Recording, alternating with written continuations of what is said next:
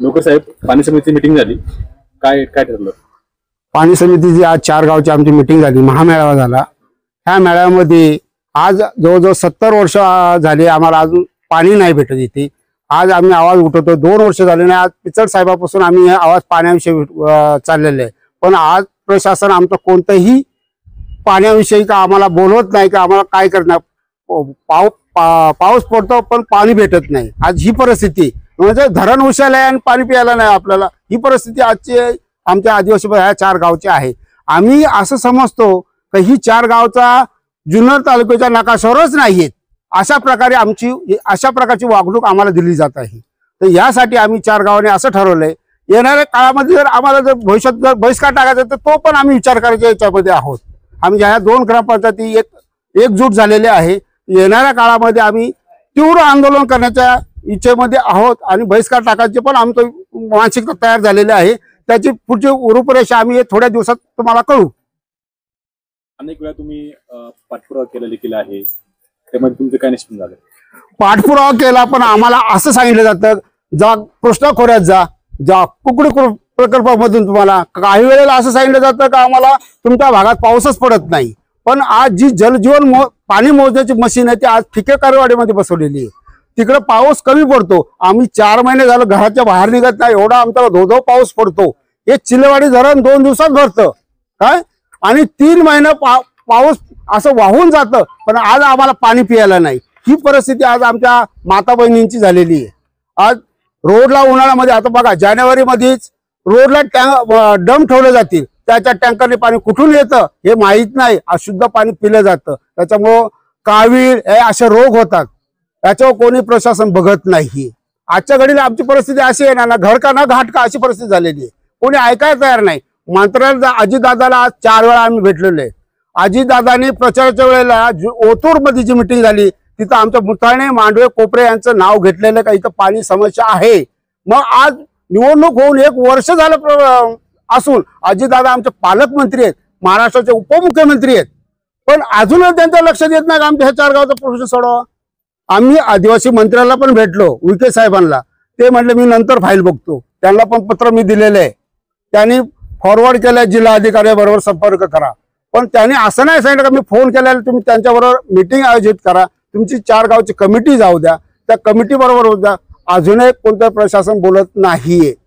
आज असं झालंय का तिथे कृष्णखोऱ्यामध्ये धुमाळ साहेब चीफ इंजिनियर आहेत, त्यांनी येसनठाला MI टँक बांधलं, पळसुंड्याला बांधलं, तेच सांगता स्वतःहून। आणि तुमचा प्रकल्प आज जो आहे ना कंपनीच्या 1 नंबरला आहे, आज 5 वर्ष झाले 1 नंबरला आहे। अरे मग आमचा नंबर यायचा कधी 1 नंबरला, तर मग येत का नाही म्हणा कंपनी यायची। हे काय आमची उडवडीची उत्तर दिलेली जातात। आम्हाला पुढच्या भविष्य काळामध्ये आम्ही तीव्र आंदोलन करू, रस्ता रोको पण करू शकतो आम्ही।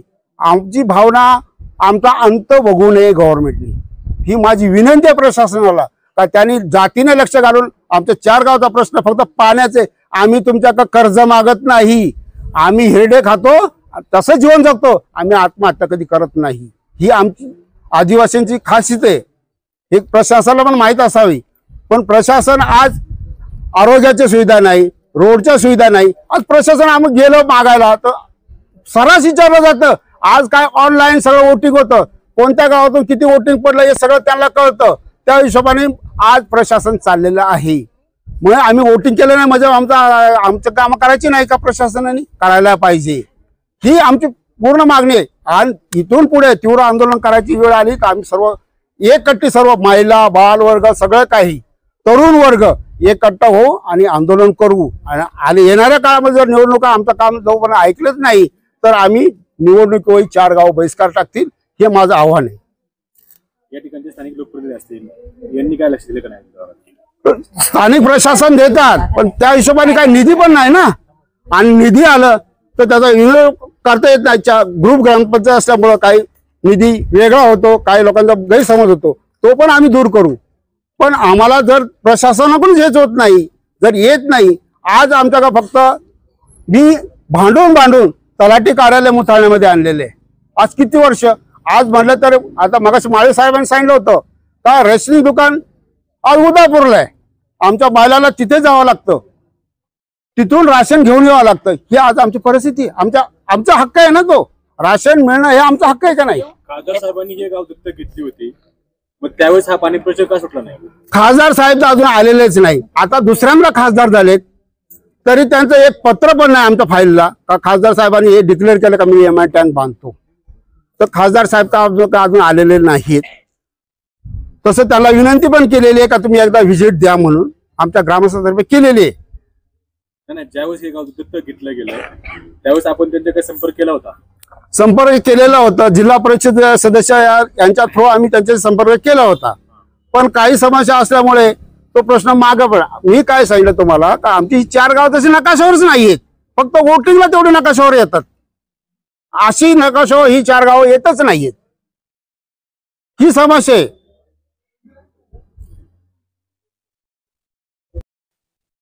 बोला साहेब. आता आपण प्रश्न विचारला. खासदार साहेबांनी त्यांच्या प्रथम निवडणुकीमध्ये लोकसभेच्या कोपरे आणि जांभुळशी ही ग्रामपंचायत दत्तक घेतली आणि ज्यावेळेला कोरोना काळामध्ये खासदार साहेब त्यावेळी असणारे जे आमदार साहेब दोघे इथे सर्वे करण्याच्या निमित्ताने या गावांना भेटी देण्यासाठी आले कोरोना काळामध्ये. आणि त्या काळामध्ये आले असताना त्यांना इथला पाण्याचा जो असणारा तीव्र प्रश्न मी खासदारांना आदराने प्रश्न विचारला की साहेब दत्तक म्हणजे याचा अर्थ तरी आम्हाला सांगा. दत्तक म्हणजे इथे असणारे जे अडीअडचणी आहेत लोकांना अन्न वस्त्र आणि पाणी याची जी या गरजेच्या आहे संविधानामध्ये या गरजेच्या मूलभूत समस्या आहेत या सोडवण्यासाठी तुम्ही प्रयत्न करणार आहात की नाही.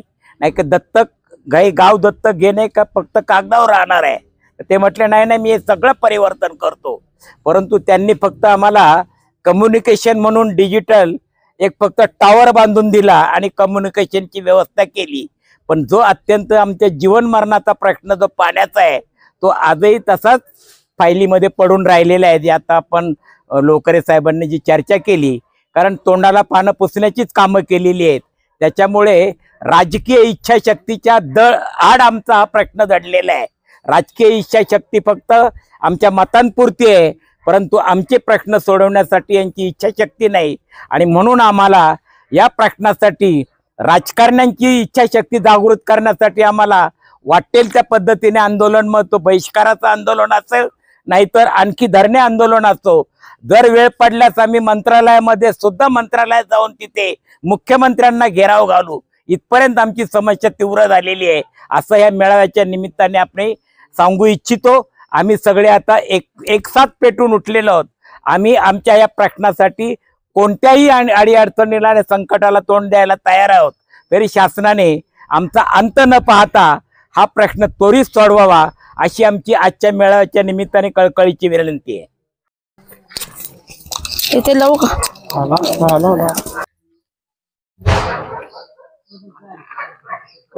साहेब, विषय असा आहे की 18 पक्कड जातींना सोबत घेऊन चालणाऱ्या शिवजन्मभूमीमध्ये आम्ही आहोत. तरीही केवळ जात म्हणून, माझ्या मते केवळ जात म्हणून उपेक्षित आहोत, आम्ही वंचित पण आहोत. आणि आमचा सगळ्यात मोठा प्रश्न आहे पाणी. छोट्या मोठ्या विषयातून म्हणजे पंचायत समिती असेल सदस्य, जिल्हा परिषद सदस्य असेल, सरपंच असतील किंवा आमदार असतील, खासदार असतील, छोटा मोठा विकास होतोय आणि होत राहील तो. परंतु पाणी ही सर्वात मोठी समस्या आहे आमची. आतापर्यंत निवडणुकी आल्या गेल्या, प्रत्येकाने आले आम्हाला आश्वासन दिले की तुमचं काम करू, पण अद्यावत कुणीही तसं केलेलं नाही. आणि आमचा समाज हे एका गोष्टीनं आजही लोकांच्या बांधावर काम करतोय. कारण आमची महिला जेव्हा काम करून घरी येते त्यावेळेस तिला दऱ्याखोऱ्यातून पाण्यासाठी वणवण करावं लागतं, पिण्याच्या पाण्यासाठी, ना की शेतीच्या पाण्यासाठी.